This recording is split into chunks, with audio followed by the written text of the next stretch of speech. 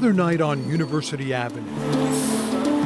If you were outside looking in, you would have been drawn in. We'll get started, so we're excited. Thanks, guys. To see what was going on inside this clothing store transformed for one evening into a cozy concert hall, a dreamy art gallery, a gathering place for kindred spirits willing to share their stories. I'm 35, and I wasn't able to say that I was homeless as a kid until this year.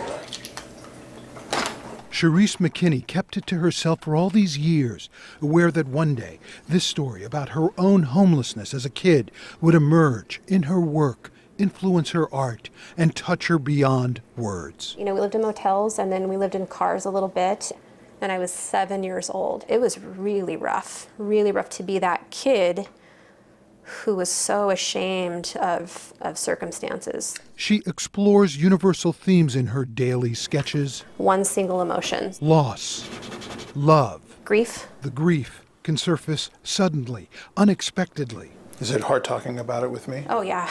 I remember seeing my mom, who made some bad choices, but even people that make bad choices, they don't want to make those choices, but they do. And I remember watching her be so judged. So, yeah. That was hard for you. Yep. But you either channel it and move forward, or you don't.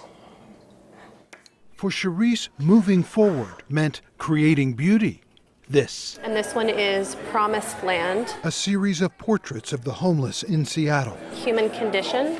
Sales from Cherise's work will be donated to Seattle's Union Gospel Mission. This one is Outside the Door. The one portrait not for sale is this one. This one is called Fallon. I had to keep it as her name. Big story behind that name.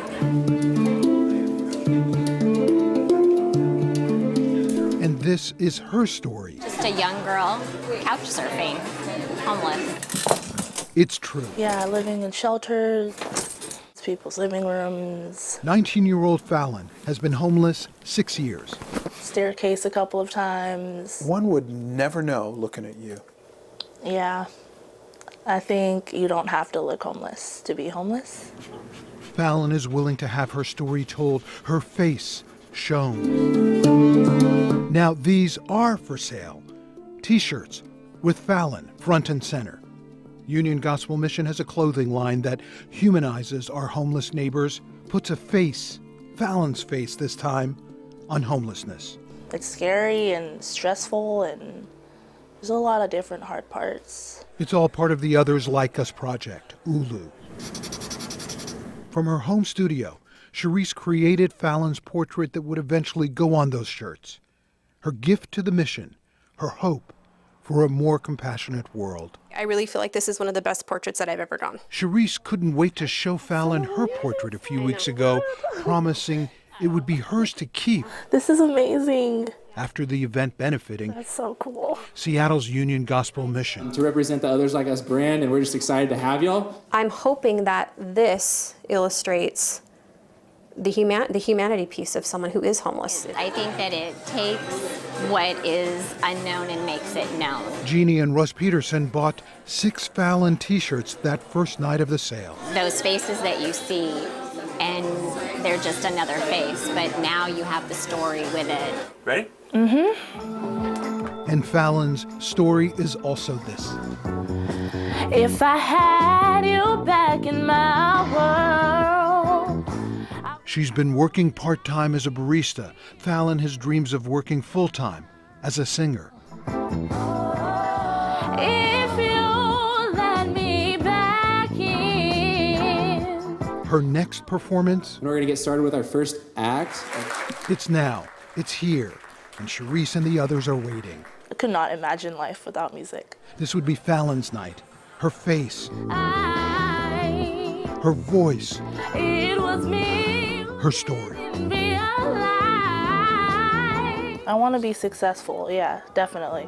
Cherise knows that story. She just had a hard time growing up, and so she's doing what she has to do to make it work. She's lived it. I do kind of see myself when I look at that picture, knowing that it could be okay when you get out alive.